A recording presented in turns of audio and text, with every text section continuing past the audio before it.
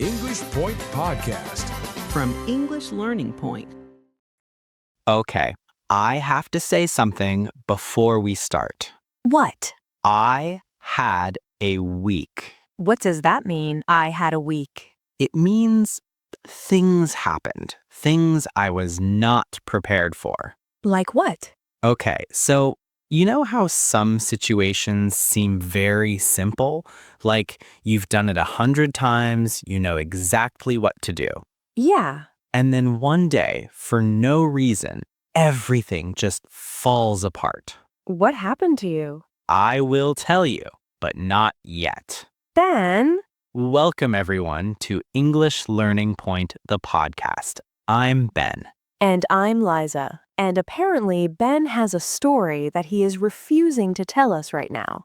I'm not refusing, I'm building anticipation. That's the same thing. It is not the same thing.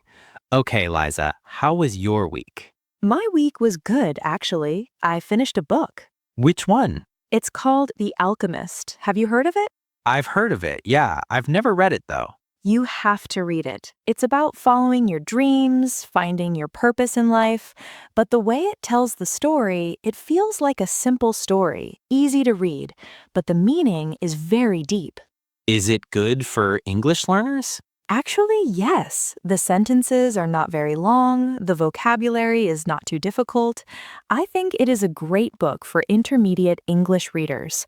So if you are looking for something to read in English, try The Alchemist. I might actually do that. Okay, what else? How was the rest of your week? Honestly, pretty normal. Work was busy. I tried to cook a new recipe on Thursday. How did it go? It went okay. I mean, I ate it, so that's a good sign, right? That is the minimum requirement for cooking. You eat it and you survive. Exactly. My standard is very low right now, and I am okay with that. Okay, Ben, your turn. How was your week? My week, right. Well, it started fine. Monday was normal, Tuesday was normal, and then Wednesday happened. Wednesday happened. Yes, Wednesday happened. Tell me about Wednesday. Okay, so I needed to go grocery shopping. Normal thing, I do it every week. I had my list, I had my bag, I was ready. This sounds very prepared. I was very prepared. I walked into the store, I got a cart, I found the bread, no problem. I found the eggs, no problem. And then I needed to find one specific thing.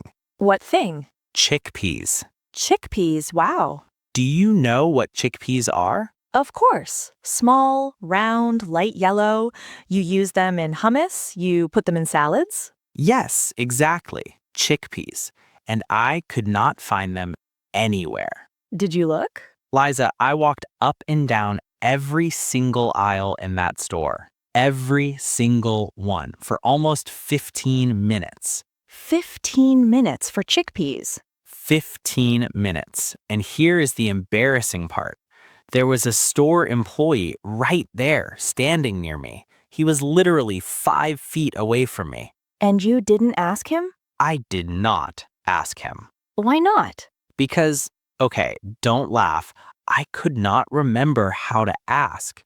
Like, I knew I wanted to find chickpeas, but I stood there and I thought, what do I actually say?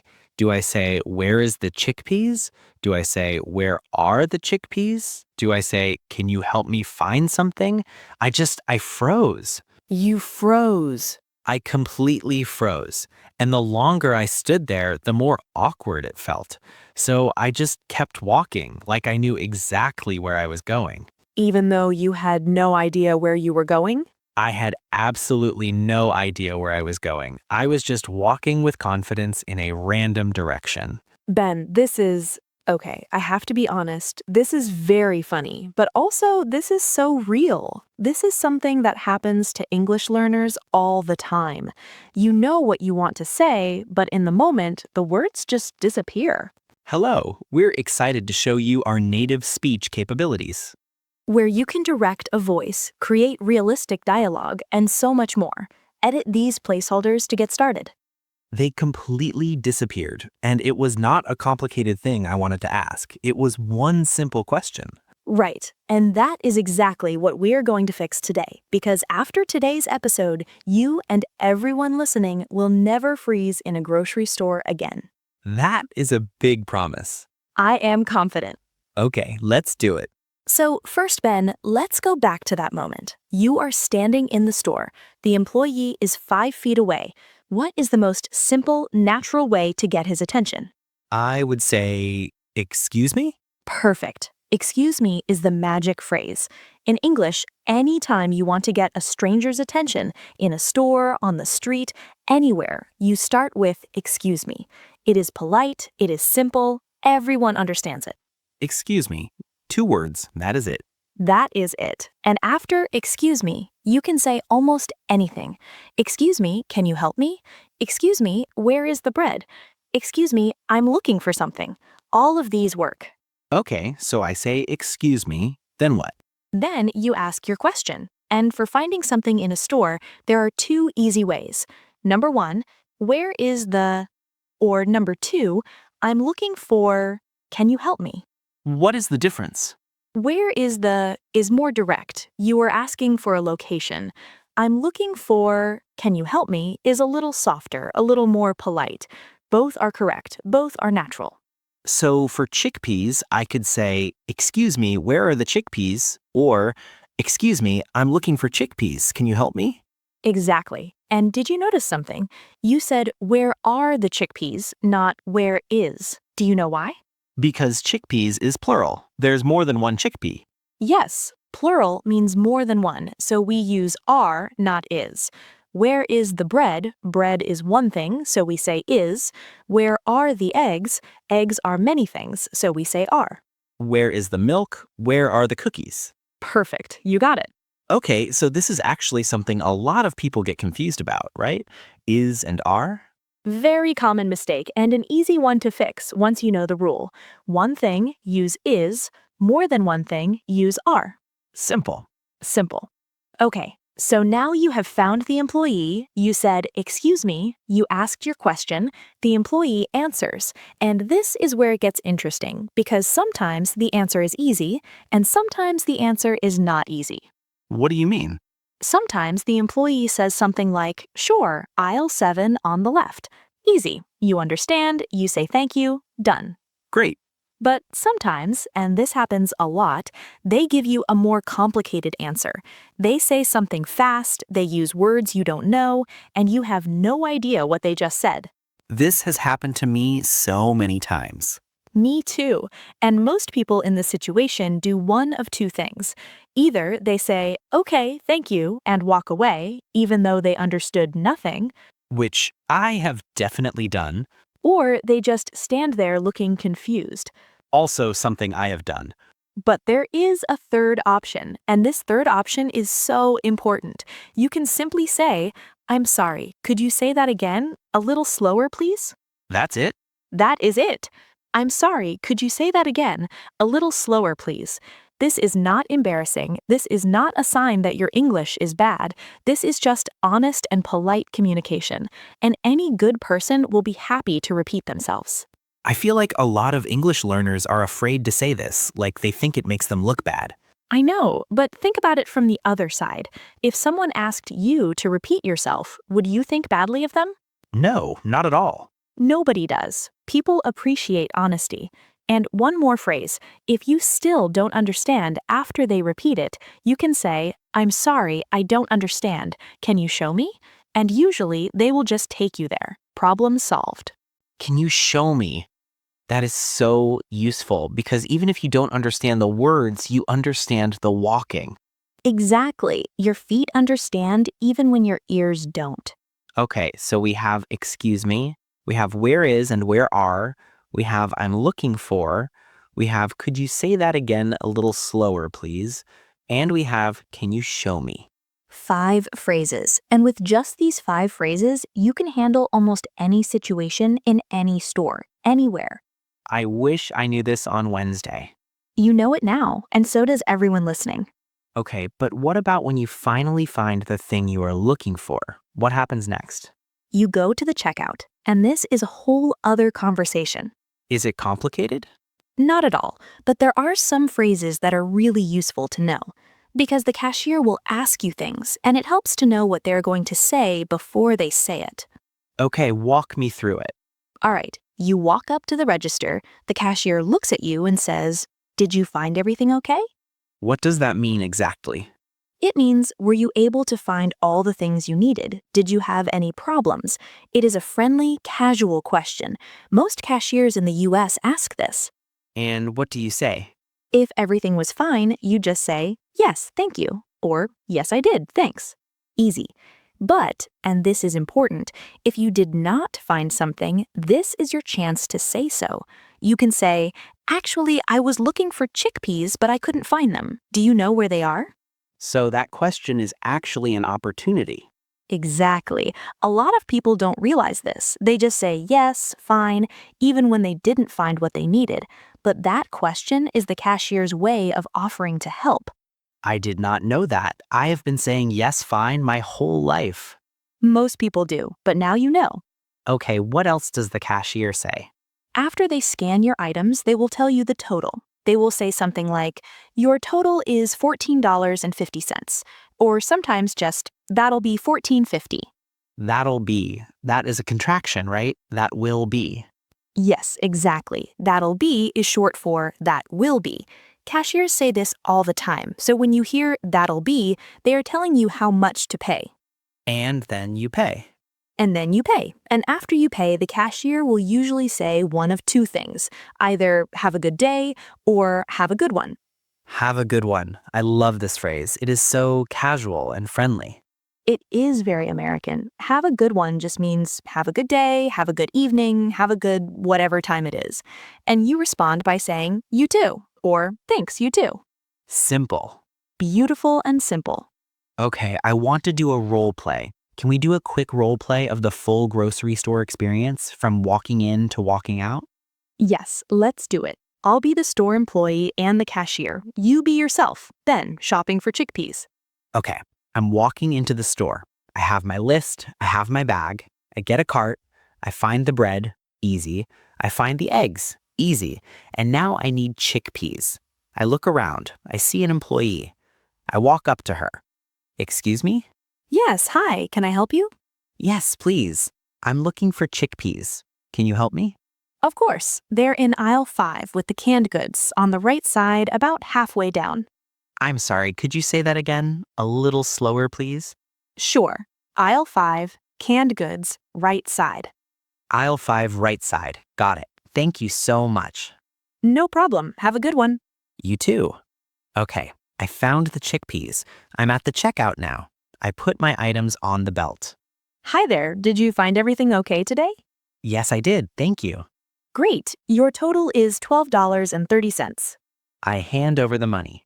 Here's your change. Have a great day. Thank you. You too. Hello. We're excited to show you our native speech capabilities. Where you can direct a voice, create realistic dialogue, and so much more.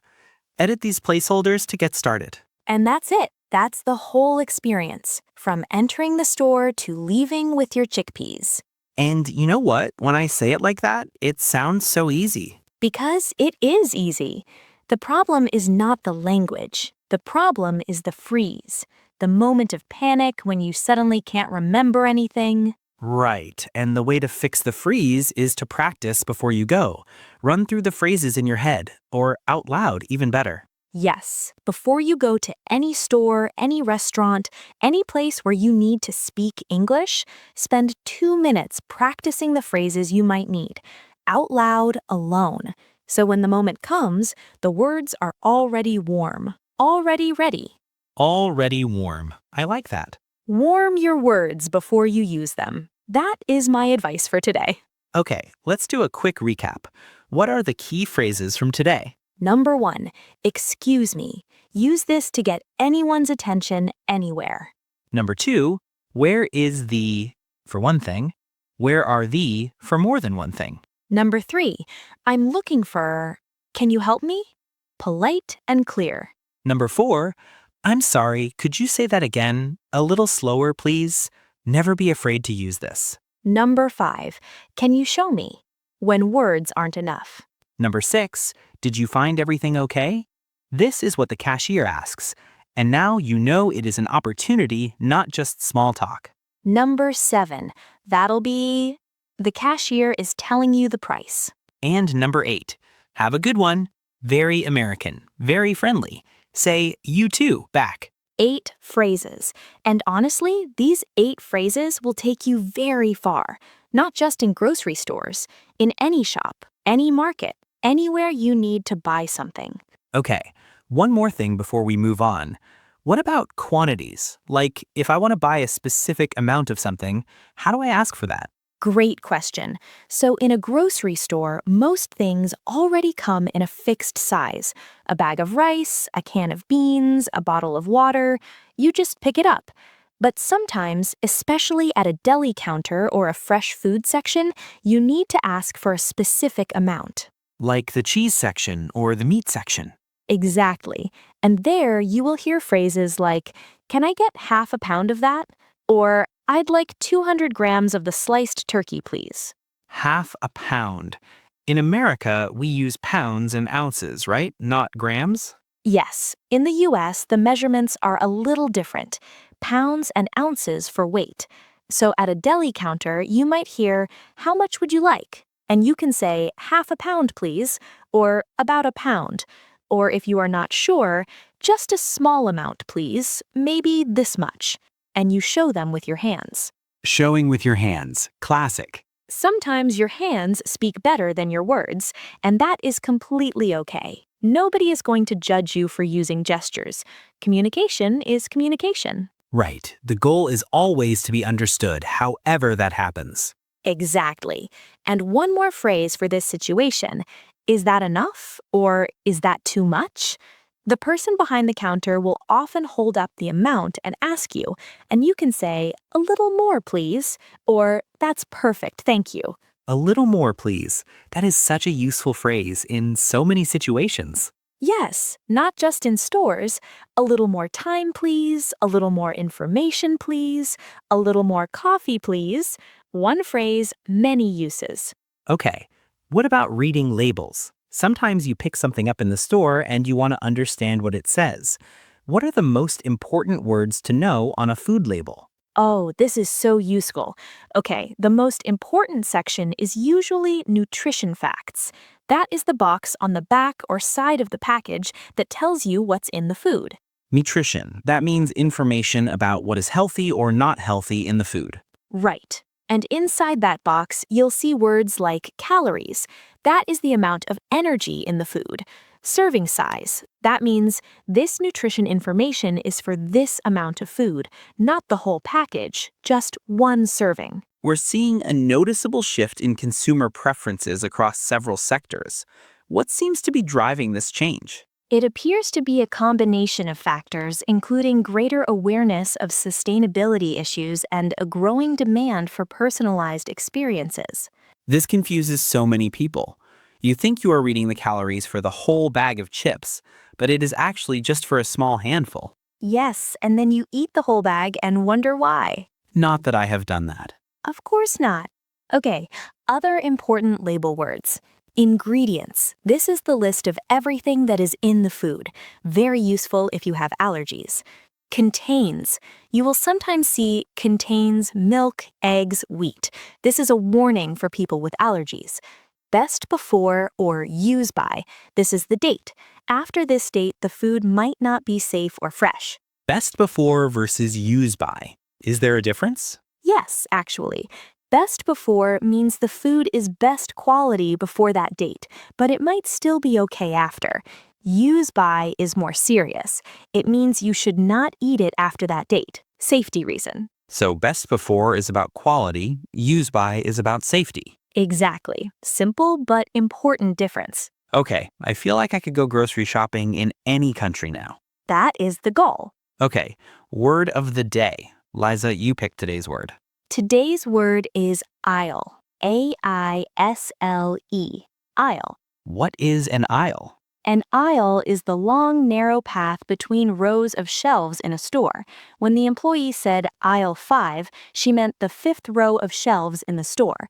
Every big store organizes its products by aisle number. If you know the aisle number, you can find anything very quickly. So if you don't know where something is, you can also ask, which aisle is the blank? Exactly. Excuse me, which aisle is the pasta? Excuse me, which aisle are the cleaning products? This is a very useful question. Aisle. Good word. Okay, challenge time. This week's challenge. Ben, do you want to tell them? Yes, this week's challenge is this. Go to a store, any store, and use at least one of today's phrases. Just one. Excuse me, or I'm looking for blank, or where is the blank? Any one of them, out loud, with a real person. And if you can't go to a store this week, practice at home. Stand in your kitchen, pretend you are in a grocery store, and say the phrases out loud. Excuse me, where are the eggs? I'm looking for pasta. Can you help me? Say them until they feel natural. Because the goal is for these phrases to feel automatic, so that when the moment comes, you don't freeze. The words are just there. Ready and warm. Ready and warm. And one thing I want to say, and I really mean this, every single time you use English in a real situation, something happens in your brain. A connection gets stronger. The next time is a little easier, and the time after that is even easier. It builds, very slowly, but it builds. So every small action matters. Every excuse me matters. Every could you say that again matters. Do not underestimate the small things. I like that. Every small action matters. It really does. And write in the comments, tell us about a time you felt nervous in a store or a public place in English. We want to hear your stories. We will read every single one. We genuinely will. Okay, before we go, next week, episode 3, and this one is personal for me. Tell them. Hello! We're excited to show you our native speech capabilities. Where you can direct a voice, create realistic dialogue, and so much more. Edit these placeholders to get started. Okay, last thing before we go. Liza, if someone is listening right now and they feel like their English is too weak to go to a real store and actually talk to someone, what do you say to them? I say, your English is already good enough to start. You know, excuse me. You know, please. You know, thank you. That is enough. The rest you will learn by doing, not by waiting until you feel ready. Because you never feel completely ready. You just have to go. You never feel completely ready. You just have to go. And even if you make a mistake, even if you say the wrong word or forget a phrase, it does not matter as much as you think.